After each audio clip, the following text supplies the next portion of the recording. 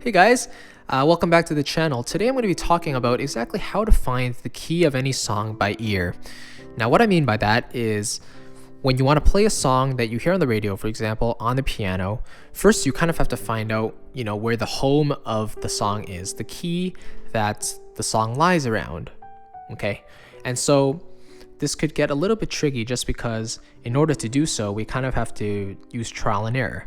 We have to play around until we think we hit the note that that represents the key of the song.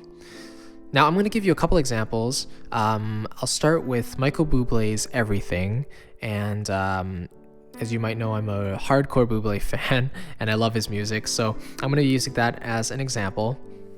And so the method I would use to find a key of a song is to go to the end of a section where the home or the tonic, so the first note of the scale, comes back. Okay, so where the home lies, and I'll just show you what I mean by that. So let me play you the chorus because that's kind of where the tonic lies. Okay, here we go.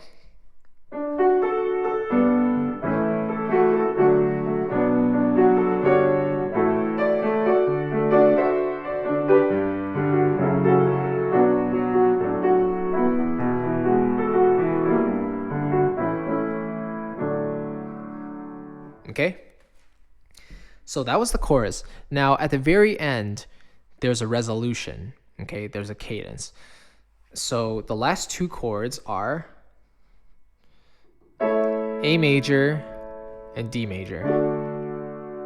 All right, so if you were listening to the song now, what I would do is I would sing along. Okay, so and in this crazy life and through these crazy times, it's you. You make me sing your every line, your every word, your every. And now it has to resolve. It feels kind of uncomfortable if we don't go somewhere, So then you kind of think to yourself, what note should I sing that makes everything resolve, that makes it feel better? Okay, and then you kind of experiment. You follow along with the song, and he does this as well. So every line, your every word, your everything, and the everything is the resolution. You resolve back to the home key or the key that the song is in. And so once you get that note, once you sing that last note, then you start to find out on the piano what exactly that note is. And so at first you might have, a little trouble doing it. So you kind of have to go through trial and error. You go thing, and you're just playing to see if you can find that note. So what that note is. Thing.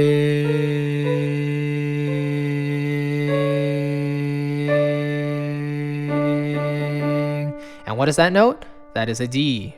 Okay, so now you know the key of everything is in D. So that is a cool way of doing it, and that's using relative pitch. The advantage of perfect pitch is that it allows you to find the note basically without comparing it with any other notes. So perfect pitch is when you can hear a note, for example, you're everything, and I know that's a D already, without having to play on the piano. But relative pitch is great because you can exercise your mental muscles of basically getting a ballpark of where you think the note lies. So once you practice with more and more songs, then you can start narrowing down to, around 2 or 3 keys off of where the actual note is. Another song we'll use, let's say, let's use 7 Years by Lukas Graham, okay? So let's say, let me see.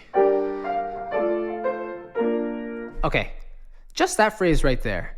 Don't you feel that the last note is kind of the resolution? Once I was 7 years old. And that's actually how the song ends too. Once I was 7 years old. So now, when you hear that note, you're going to sing it with him. Once I was 7 years old. And you start finding it.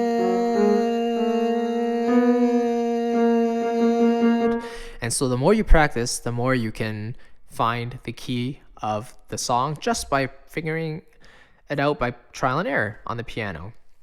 So that is one thing I would do to find the key.